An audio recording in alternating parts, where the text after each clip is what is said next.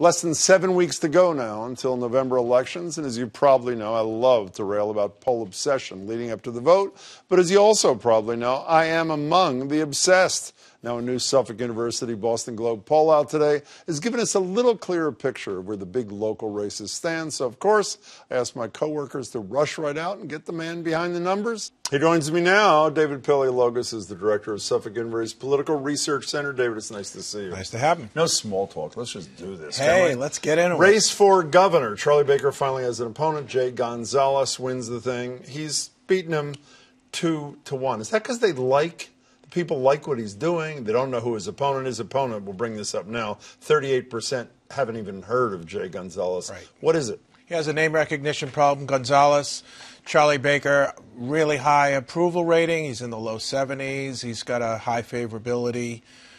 He's not disliked by any major group. I mean, you look at the political party situation, he's not disliked among any of the parties. He does even better approval in Democrats than he does in Republicans. Am I not right about that? His approval is high across the board, but in the head-to-head, he's even with Gonzalez, but being even is a win. But Gonzalez, by the way, has a good favorable, unfavorable, too, amongst those who know him. But virtually nobody knew. How changeable is this with 50-plus days to go? I mean, obviously, everybody knows Baker's got millions, 5+ or something, in his so-called campaign chest.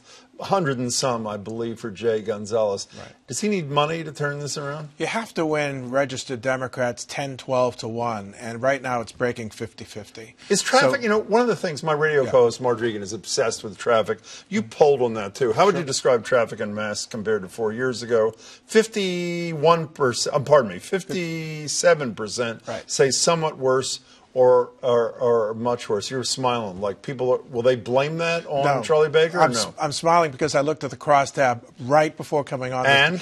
And he's winning 2-1 among people who said somewhat or much worse. Charlie Baker is. Charlie Baker is. So they're not been in charge for 4 years. And they're not connecting the dots on that and a lot of other issues of concern. You're going to keep laughing through this whole thing? I'm absolutely not. Elizabeth Warren has an opponent, too. Jeff Deal, state rep. Here's where the race stands now. And actually an even bigger margin, 54 to 24. And his unknown is even higher, 45%. What's that about? He has very low name recognition. She's going to benefit by having two people on the ballot. So the anti-Warren voters now have two places to go. That's going to make her margin look bigger, even though more anti-Warren votes might be cast than anti-Baker votes. And absolutely nobody's heard of the third guy. 65% don't know he is. Right. But he's getting 6%, though, in the poll. So. Trump popularity, I read the other, you have him 73% disapprove, 22% approve. Yeah. I read the other day in another poll, if I may mention that without offending you, that we are the state in which Donald Trump is less popular than any of the 50 states. Jeff Deal was his campaign manager when he in Massachusetts, the Republican opponent. Yeah. Is that like an anchor that brings any opponent down? Can he survive those 73 to 22% numbers, even if he says things like, "I'll be with him when I agree with him, I'll be against them when I don't agree with them"? That sort of thing. It's potentially a noose. It's a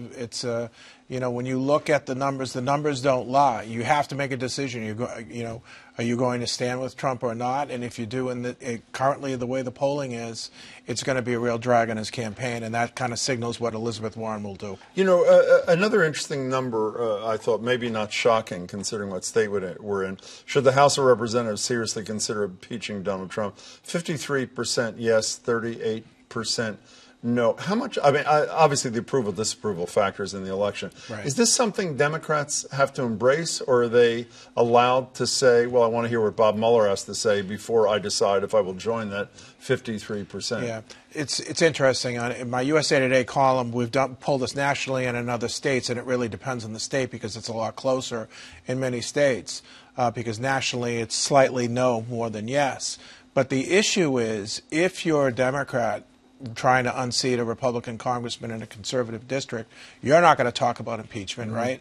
And if you're a Republican trying to defend in a moderate district against a Democrat, you're not going to talk about impeachment. So you've got both sides kind of walking on eggshells and cherry-picking when and where they're going to be talking about impeachment. Let's talk ballot question. I used to do that for a living, and I use the term living very loosely in this context. Two questions that are huge. Question one is the nurses question, which would set a cap on nurse-to-patient ratios. You have a 52 to 33% lead. My experience with ballot questions, and I know you'll correct me if you feel differently, is the yeses generally, at least at an early stage post-Labor Day, generally have a lead if it sounds appealing. People love nurses. They like, I assume, the fact that they'll get a better ratio of care. So are you at all surprised by that number or no? I thought it might be a little bit closer given all of the ads on the already no side. From the no side.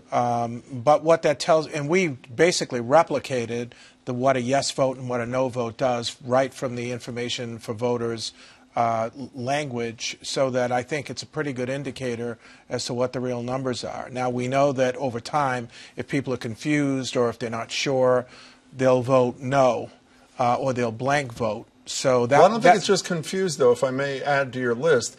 My experience has been if one side dramatically outspends the other side, it is generally the case that the big spending side wins. I'm going to put up an example. In 2012, Deaths with Dignity was on the ballot. You were actually one of the polls we're showing in September. Right. I think you had it up 64 to 27. Yep. As recently as a month before the election, it was up 36 points. It lost by 4 points. The Catholic Church and other things sunk $5 million into this in the last month. A huge amount of money from the hospitals and others could turn that 19 points, could they not? Or whatever the... It could, but it also depends on what the mechanism for get out the vote operation. So if Elizabeth Warren and unions in general are going to be generating people who either are not high intensity voters, that's going to be a windfall beneficiary to the yes side. So it depends on the situation. And finally, question three, which would keep in place the transgender anti-discrimination public accommodation law. That is just a landslide. Yeah. 73% to 18. Yeah. That's one, and I don't think the no side is a ton of money from what I understand. Yeah. That's likely to get pretty much locked in, no? I think so, and I think the way the question is worded is not offensive to people, that it's an existing law. This would basically validate the existing law, and there's no language in what a yes vote and what a no vote does about bathrooms, or the wording is public accommodation. So I think it's acceptable to people who might be on the fence. Before you go away, how do you feel about people like me who say they can't stand the fact that the media spends so much time on polls, and the second the poll goes up on the Globe website, I drop everything to read every word? How do you feel about people like that? I love it. Not a hypocrite? No, absolutely not. Absolutely not. Nice to see you, David. Thank you. Paleologos, Always a Suffolk pleasure. Polling. Thank you. Thanks so much.